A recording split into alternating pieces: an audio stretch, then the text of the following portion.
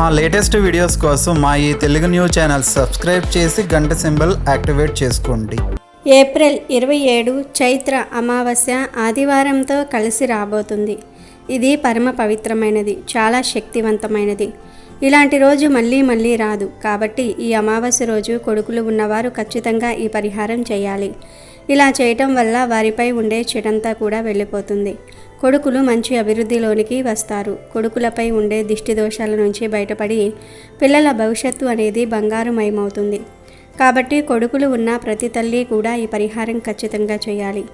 ఈ అమావాస్య అనేది ఆదివారంతో కలిసి రావటం చాలా విశేషం అని మనకు పండితులు చెప్తూ ఉన్నారు.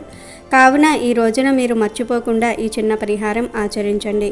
అది కూడా రాత్రి 9:45 లోపు గనుక ఈ పరిహారం చేస్తే ఇక మీకు సుడి తిరిగిపోతుంది.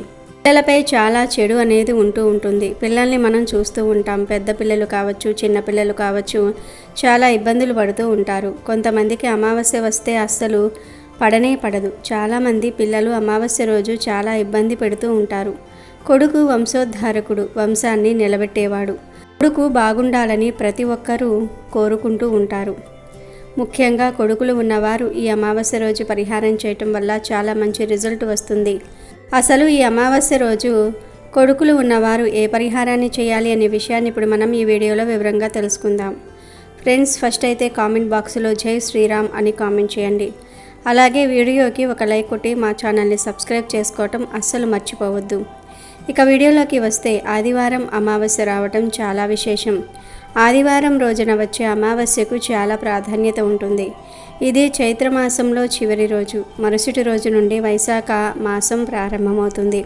ఇలా అద్భుతమైన రోజున అమావాస్య రావటం చాలా మంచిది, బ్రహ్మాండంగా ఉంటుందని మనకు పండితులు చెప్తూ ఉన్నారు. కాబట్టి ఈరోజు మీకు మగపిల్లలు ఉంటే ఖచ్చితంగా ఈ పనిని చేయండి. చాలామందిని మనం చూస్తూ ఉంటాం, గమనిస్తూ ఉంటాం. మనకు మగపిల్లలు ఉంటే మగపిల్లలు లేని వారు కొంతమంది మన పిల్లలపై కుళ్ళుకుంటూ ఉంటారు. పిల్లలకు దిష్టి పెడుతూ ఉంటారు. ఆ దిష్టి వల్ల పిల్లలకు చెడు జరుగుతూ ఉంటుంది. అలా చెడు లేకుండా పిల్లలు బాగుండడానికి, వారి యొక్క ఎదుగుదలపై ఎలాంటి ప్రభావం అనేది పడకుండా ఉండడానికి కూడా ఈ పరిహారం అనేది చాలా చక్కగా ఉపయోగపడుతుంది. కాబట్టి ఈ యొక్క పనిని అయితే మీరు మర్చిపోకుండా చేసుకోండి. ఈ యొక్క పరిహారం పిల్లలపై ఉండే దిష్టి దోషాలతో పాటు అనేక రకాల ఇబ్బందుల నుంచి కూడా బయటపడేయడానికి ఉపయోగపడుతుంది. చాలా చిన్న పరిహారం, కానీ చాలా పెద్ద ఫలితం అయితే వస్తుంది. కాబట్టి మగపిల్లలు ఉన్న ప్రతి తల్లిదండ్రులు కూడా ఈ పరిహారం చేసుకోవాలి. అలా చేయటం వల్ల వారిపై ఉండే చెడు దృష్టి కావచ్చు, నరదృష్టి కావచ్చు, వారిపై ఉండే ఏడుపు కావచ్చు, వారిపై ఉండే ఇబ్బంది కావచ్చు, అంతా కూడా తొలగిపోవడానికి ఎక్కువగా అవకాశం ఉంటుంది. వారికి అంతా మంచి జరగడానికి కూడా అవకాశం ఉంటుంది. కాబట్టి ఈ విధంగా ఆచరించండి. ఎందుకు ఈరోజే ఈ పరిహారం చేయాలంటే, ఈరోజు చేసే పరిహారం తప్పనిసరిగా ఫలితాలను తెచ్చిపెడుతుందని శాస్త్రాలు చెప్తూ ఉన్నాయి. కావున ఈ విధంగా ఆచరించండి. ఇప్పుడు మనకు మగపిల్లలు 2 ఉన్నారనుకోండి, ఇద్దరికీ కూడా చేయండి. 3 ఉంటే 3కి చేయండి. కానీ ఒక్కటే పరిహారం 3కి లైన్గా నుంచోబెట్టి 3కి ఒకేసారి దిష్టి తీసేయటం, 3కి ఒకేసారి చేయకూడదు. ఎవరిది వారికి సపరేట్గా చేయాలి.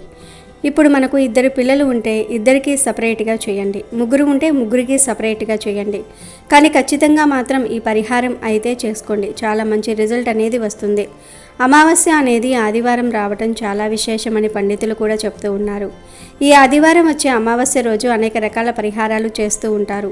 అనేక రకాల విధి విధానాలను ఆచరిస్తూ ఉంటారు. అమావాస్య ఆదివారం వచ్చిందంటే చాలామంది అనేక పరిహారాలు చేస్తూ ఉంటారు. ఈరోజు ముఖ్యంగా దిష్టికి సంబంధించిన పరిహారాలు చేస్తే చాలా మంచి ఫలితాలు వస్తాయి. ఈరోజు దిష్టి దోషాలు అనేవి తొందరగా వెళ్ళిపోతాయని, మళ్ళీ మన దగ్గరకు రావని, మనకు తాకవని ఒక నమ్మకం. మనకు ప్రతి నెలలో వచ్చే అమావాస్య కంటే కూడా ఇప్పుడు వచ్చే అమావాస్యకు చాలా పవర్ ఉంటుంది. కాబట్టి ఈ విధంగా ఆచరించండి.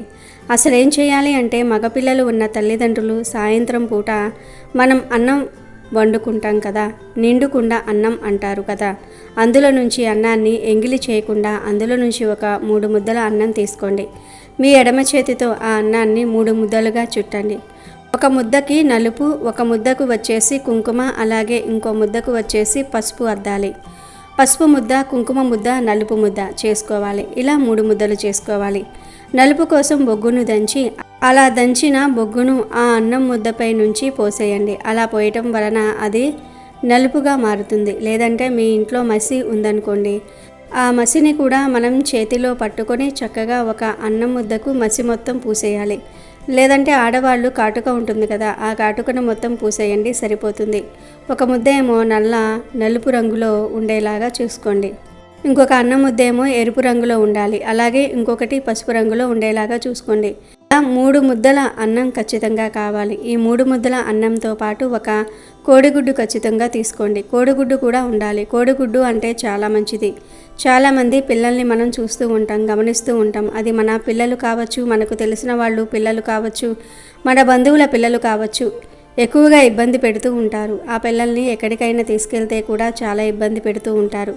పిల్లల్ని ఎక్కడికైనా ఏదైనా ఫంక్షన్కి తీసుకువెళ్ళినా, లేదంటే ఎవరి ఇంటికైనా పంపించినా, లేకపోతే పిల్లల్ని మనతో పాటు ఎక్కడికైనా తీసుకుని వెళ్ళినా, ఇంటికి వచ్చిన తర్వాత ఆ పిల్లలు చాలా ఏడుస్తూ ఉంటారు, చాలా ఇబ్బంది పెడుతూ ఉంటారు. వాంతులు చేసుకోవటము, ఎక్కువగా ఏడవటము, కడుపు నొప్పి వస్తుందని ఏడవటము, ఇలాంటివన్నీ కూడా చేస్తూ ఉంటారు. అలాంటప్పుడు పిల్లలకు దిష్టి తగిలిందేమో అని దిష్టి కూడా తీస్తూ ఉంటారు. కానీ ఆ పిల్లలకు దిష్టి మాత్రం పోదు. ఏం చేయాలో అర్థం కాదు. ఈ విధంగా మీరు బాధపడుతున్నట్లయితే ఈ పరిహారం ఖచ్చితంగా చేయండి.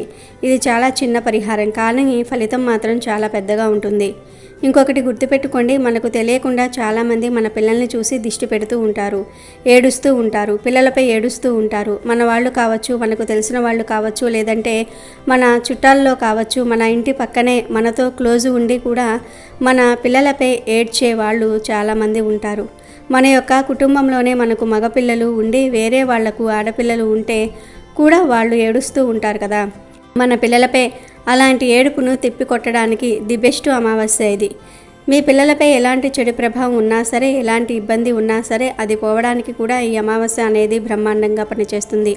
మీరేం చేయాలంటే 9:45 ఈ పరిహారం చేయాలన్నమాట. ఆ సమయంలోపు ఈ పరిహారం చేస్తే ఇక మీకు మీ పిల్లలకు జీవితంలో బ్రహ్మాండంగా ఉంటుంది. కొంతమంది పిల్లలు ఇంకొక విధంగా ఇబ్బంది పెడుతూ ఉంటారు. అన్నం అస్సలు తినరు, మారం చేస్తూ ఉంటారు, ఏడిపిస్తే ఇంకా ఏడిపిస్తూనే ఉంటారు. అసలు వీళ్ళకు ఏమయ్యిందో కూడా అర్థం కాక మనం కొన్ని సిచ్యువేషన్స్లో అయోమయ పరిస్థితుల్లో మనం పడిపోతూ ఉంటాం కదా.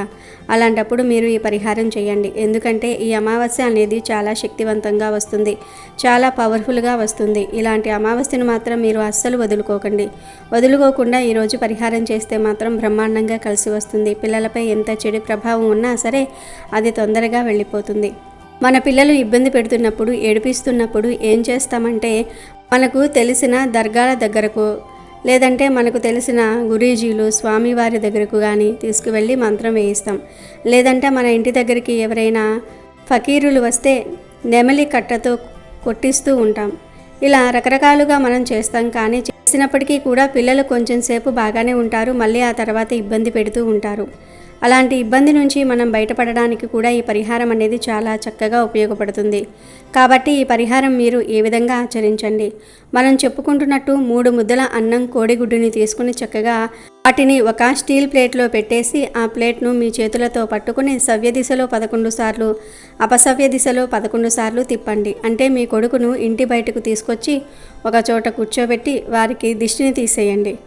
వాళ్ళ తల చుట్టూ ఒక 11 సార్లు దిష్టిని తీసేసి ఆ తర్వాత అన్నం ముద్దలు, కోడిగుడ్డు ఇవన్నీ కూడా పగలకుండా కోడిగుడ్డుని, అన్నం ముద్దను తీసుకుని వెళ్ళి 4 దారులు కలిసే చోట వదిలేసి రండి.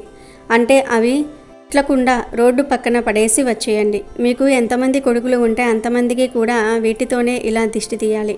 కానీ అందరికీ కలిపి కాకుండా ఒక్కొక్కరికి విడివిడిగా తీయండి. ఇలా చేయటం వల్ల నలుమూలల నుంచి వచ్చిన మన పిల్లల్ని ఏదైతే ఇబ్బంది పెడుతుందో, నలుమూలల నుంచి వచ్చే దిష్టి కానీ, దోషం కానీ, బాధ కానీ ఇలాంటివి ఉంటూ ఉంటాయి కదా, అలాంటి వాటి నుంచి మన పిల్లలు బయటపడగలుగుతారు. అలాంటి వాటి నుంచి మన పిల్లలు బయటికి రాగలుగుతారు. వారి జీవితం, వారి ఎదుగుదల, ఇబ్బందులన్నీ కూడా తొలగి వారు బాగుండడానికి అవకాశం ఉంటుంది. కాబట్టి అమావాస్య రోజు మర్చిపోకుండా ఈ చిన్న పరిహారం అయితే తప్పకుండా పాటించండి. మగపిల్లలు ఉన్న తల్లులు మాత్రం ఖచ్చితంగా చేయాలి.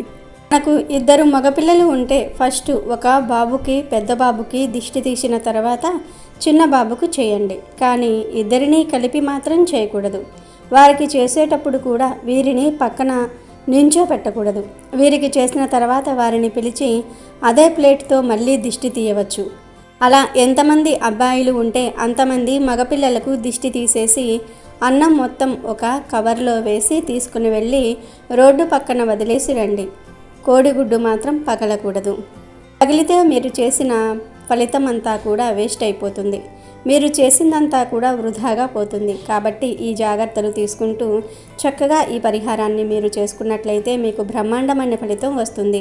పిల్లలపై ఎలాంటి చెడు ఉన్నా సరే అంతా కూడా తొలగిపోతుంది. ఒకవేళ దిష్టి అధికంగా మా పిల్లలకు కొడుతుంది, ఎక్కువగా దిష్టి తాకుతుంది అనుకునే వారికి కూడా దిష్టి దోషం అనేది వెళ్ళిపోతుంది.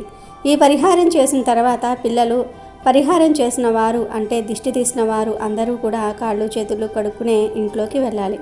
ఈ పరిహారం గురించి పల్లెల్లో చాలా మందికి తెలిసే ఉంటుంది. అన్నంతో దిష్టి తీయటం వల్ల తొందరగా పోతుంది. పిల్లలు ఒకవేళ అన్నం తినక ఇబ్బంది పెడుతూ ఉన్నా కానీ అన్నంతో దిష్టి తీసేయటం వల్ల పిల్లలు పుష్టిగా అన్నం తింటారు, చాలా బాగుంటారు. బక్కగా ఉండే పిల్లలు లావుగా తయారవ్వడానికి కూడా ఈ పరిహారం ఎంతగానో ఉపయోగపడుతుంది. పిల్లలపై ఉండే చెడు పోవడానికి, పిల్లలు చక్కగా మంచిగా బుద్ధిగా ఉండడానికి అవకాశం అనేది ఉంటుంది. ఖచ్చితంగా ఈ అమావాస్య రోజున వదులుకోకుండా ఈ పరిహారం చేసుకోండి. చాలా చాలా మంచి రిజల్ట్ వస్తుంది. అద్భుతమైన ఫలితాన్ని మీరు చూడగలుగుతారు.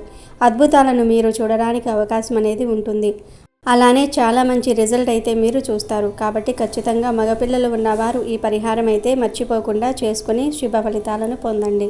వీడియో నచ్చితే లైక్ చేయండి, షేర్ చేయండి, బట్ సబ్స్క్రైబ్ చేసుకోవడం మర్చిపోవద్దు.